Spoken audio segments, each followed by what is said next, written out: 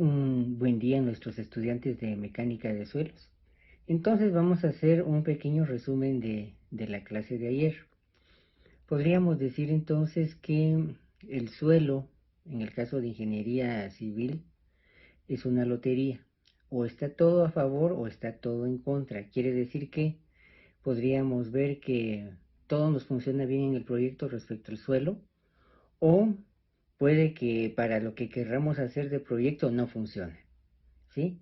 Situación extrema, tengo que cambiar de lugar el proyecto, o tengo que cambiar de material en el proyecto, o sea, en vez de una estructura pesada de concreto, tengo que replantear utilizar materiales livianos porque el valor soporte no me lo permite.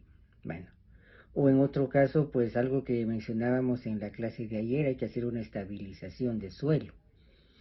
Estabilización de suelo mencionábamos en clase de ayer que esto quiere decir que trato de mejorar las capacidades del suelo para mis requerimientos de ingeniería civil. Decíamos que, por ejemplo, el suelo orgánico, suelo de café profundo, ¿sí? Eh, este no le gusta o no reaccionan bien, digamos, las mezclas o la mezcla, perdón, entre el suelo orgánico y el cemento, ¿sí? Al cemento no le gusta la materia orgánica. O sea, estabilizar con cemento un suelo orgánico no es buena idea por esa razón. No reacciona, no fragua, no amarra, porque la función del cemento es amarrar las partículas del suelo y que eso quede mucho más estable. Mientras que un suelo inorgánico posiblemente es una coloración diferente de arcilla, no café profundo. Podemos estabilizarlo ahí sí con cemento. Ahí sí el cemento va a reaccionar bien, no hay materia orgánica, ¿sí? Al cemento le gusta que la materia no sea orgánica, ¿sí? Entonces suelo cemento. El caso del suelo orgánico, hablábamos también de suelo cal o suelo ceniza, lo que queda del rescoldo de la ceniza cuando utilizamos leña de combustible, ¿sí? Entonces veamos que hasta eso, la ceniza, digamos, en realidad tiene muchos usos, además de utilizarla para jabón, desinfección y esas cosas, también me puede servir para estabilizar mi suelo. La idea es mejorar su resistencia al soporte, a la compresión, y tener ese detalle de hacer una mejor construcción en un suelo estabilizado. Bueno, hay más técnicas que en su momento podríamos ir platicando en el curso de mecánica de suelos para la estabilización del mismo, ¿sí? Entonces, viendo esos detalles de mecánica de suelo, de qué es una lotería y todos esos detalles, regresando un poquito al suelo orgánico para hacer esa diferenciación, hablábamos un poco del color. Y si hablamos del color, por ejemplo, la tierra para macetas, alguien ha oído eso posiblemente, o tierra para rosales, o qué sé yo, esa tierra negra, obviamente es materia orgánica, ¿sí? Entonces, por favor, esos detalles son importantes. Entre otras cosas que se mencionaba en esa clase de ayer, pues esa coloración nos sirve para encontrar los famosos lunares, lunares de suelo. Por ejemplo, hablábamos lunares de arena.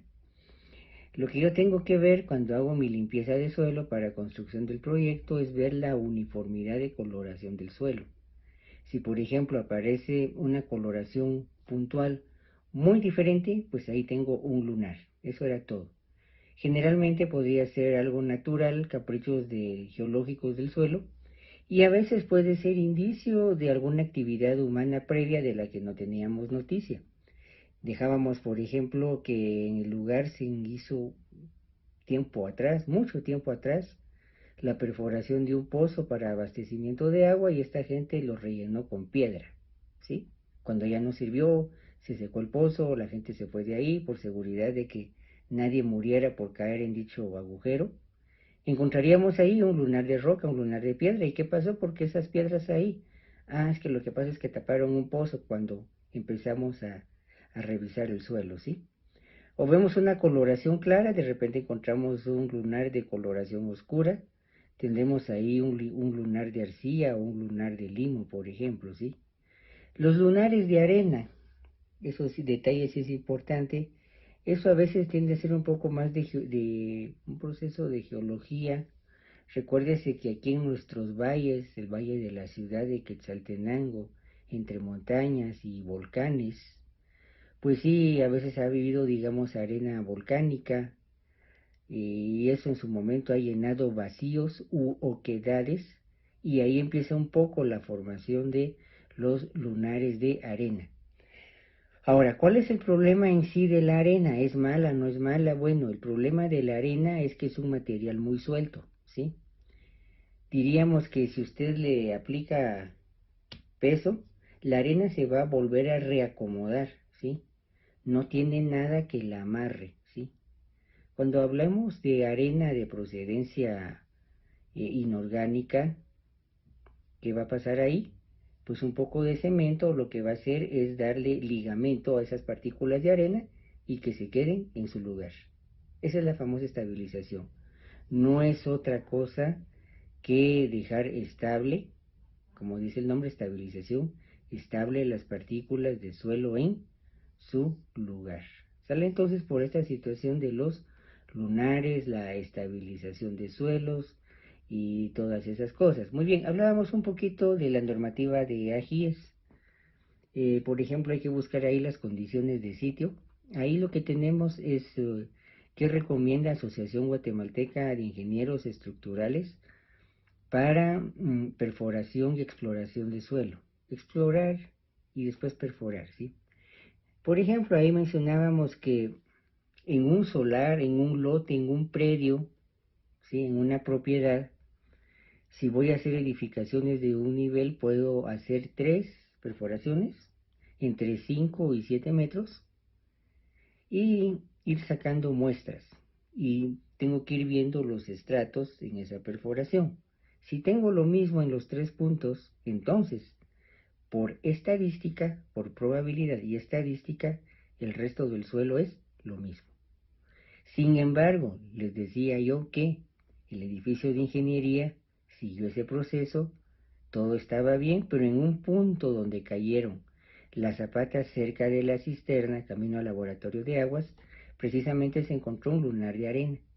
Entonces hubo que hacer algunas correcciones con vigas conectoras para mejorar el desempeño de la cimentación. Eso es todo, sí, eso es todo, cuando hablamos de ese detalle.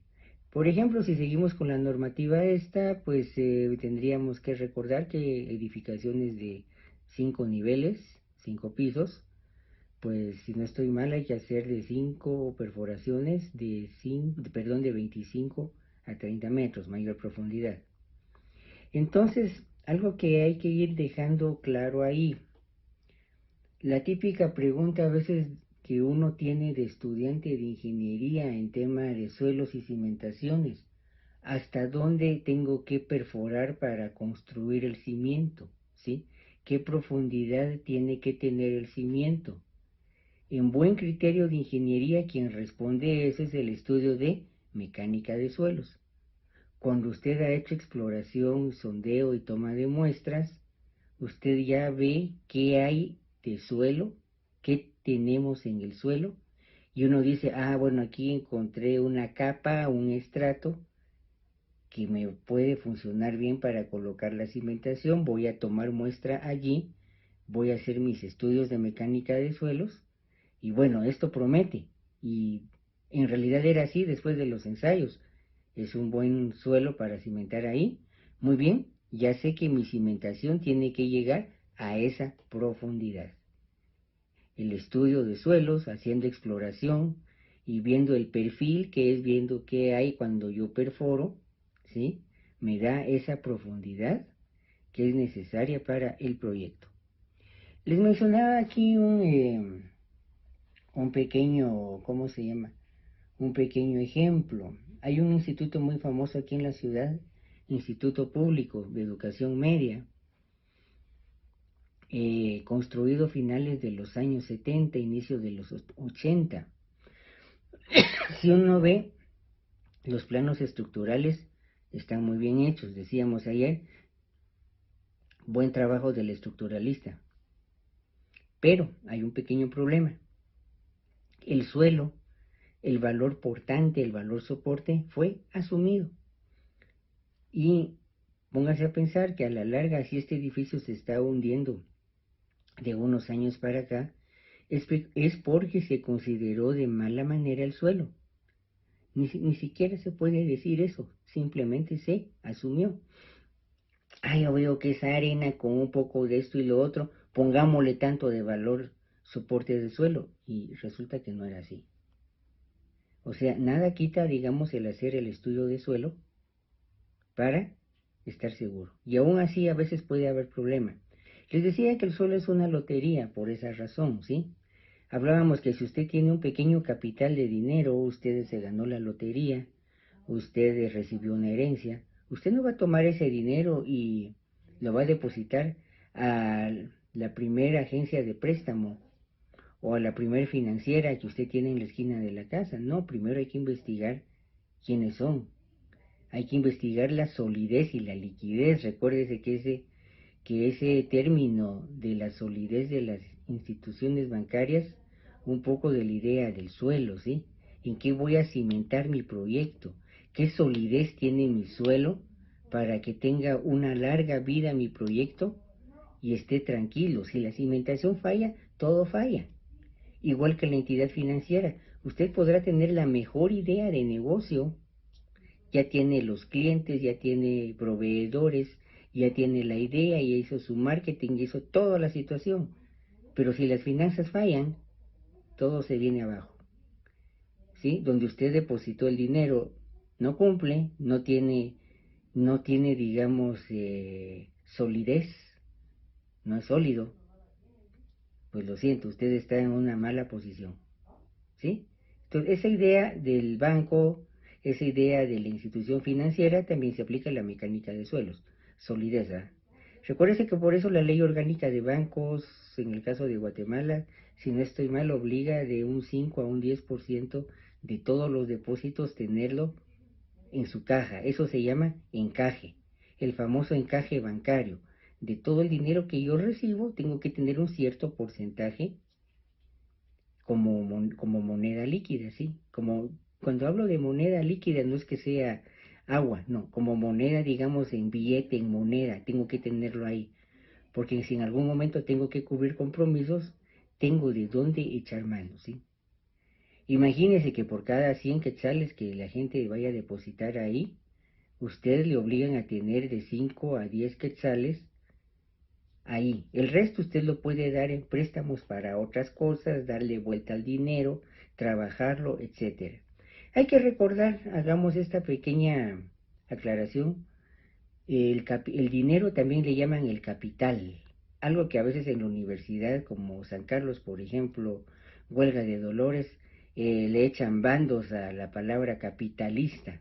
Sí, es que este es un bendito capitalista. ¿De dónde viene la palabra capital? Es que y también en cuestión de geografía, es que es la capital de tal país. Capital viene de cabeza, capita. Capital es capita. Ujú. ¿Y por qué al dinero le llaman capita? ¿Por qué le llamamos así? ¿O por qué se le llamó así? Porque viene de la idea de las cabezas de ganado. ¿Sí? Ahora veamos una cosa. En algún momento yo me acuerdo una pregunta aparentemente tonta que le hice a una tía abuela hace ya muchos años.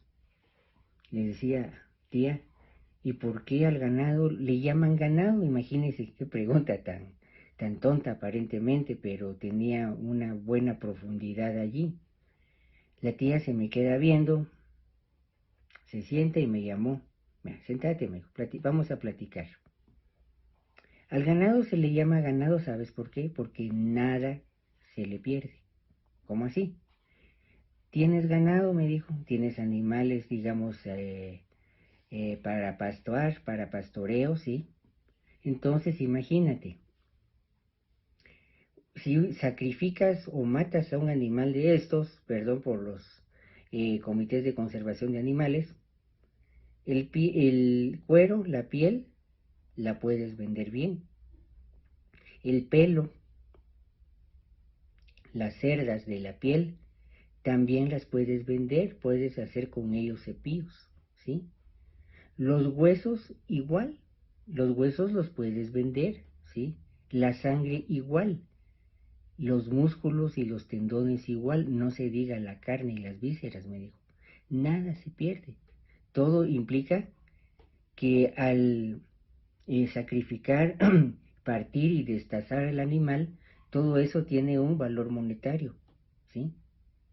Y otra cosa, si tú cuidas bien ese capital, el capital, los animales tienen crías, el capital se reproduce, ¿sí? Crece, ¿sí? Empezaste con 20 animales, cuando te das cuenta ya son 40, ¿sí? Cuando te das cuenta ya son 80 si tú los cuidas bien. Igual es el capital monetario. Si uno lo cuida bien, si uno lo trabaja, ese capital se reproduce.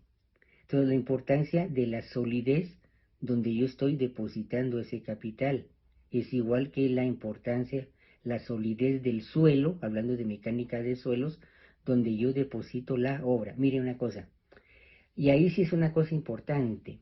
A veces por cuestión de querer ahorrarse unos centavos no hago estudio de mecánica de suelos. Una práctica muy frecuente, vamos a hacer una casita aquí o allá, o vamos a hacer una ampliación, pues vamos a ver cómo está el suelo y ahí quedó, ¿sí? Vamos a hacer esto, lo otro, algunas otras edificaciones, según nosotros, no muy importantes, y asumimos el valor del suelo. Bueno, si pensamos que eso no va a ser algo temporal, sino que va a ser algo que va a durar bastante tiempo, creo que vale la pena estudiar un poquito el suelo para saber dónde voy a invertir tiempo, recursos, esfuerzos en lo que estoy construyendo. Es que recuérdese que hacer construcción implica esfuerzo. Estoy invirtiendo no solo dinero, tiempo, sino también esfuerzo. Entonces, por esa razón le tengo que prestar mucha atención a la solidez del suelo. Ese detalle es muy importante, por favor, porque entonces ahí uno está condicionando el éxito o el fracaso del proyecto que yo estoy construyendo en base a esas consideraciones de mecánica de suelos. Entonces, espero que esto le vaya dando un panorama un poco de lo que vamos a hacer ahí. Tal vez algo que no mencionamos en la clase de ayer. Siendo bastante franco, el curso de mecánica de suelos es un curso, diríamos, bastante radical. ¿Y por qué es un curso radical? Porque puede que a usted le apasione ese tema o puede que usted lo aborrezca, ¿sí? No le guste, ¿sí? Mejor voy a contratar a alguien que haga mecánica de suelos, yo no lo quiero hacer. ¿Y por qué razón? Porque son pruebas muy minuciosas, manuales, procedimientos muy básicos para encontrar las características de comportamiento que tiene mi suelo. Algunas de estas pruebas son, por ejemplo, simulaciones, eso no lo hablamos en la clase de ayer, por ejemplo, una simulación de compactación como el ensayo de Proctor, o una simulación de penetración como la prueba del CBR o el Californian Burial Ratio, ¿sí? La relación soporte-California. Y pues estoy haciendo esas comparaciones para después llevar esos datos al campo, ¿sí? Saco, digamos, un comportamiento y en base a eso ya hago una proyección de lo que yo voy a esperar en el trabajo de campo. Los resultados de laboratorio tengo que irlos a verificar en campo, ¿sí?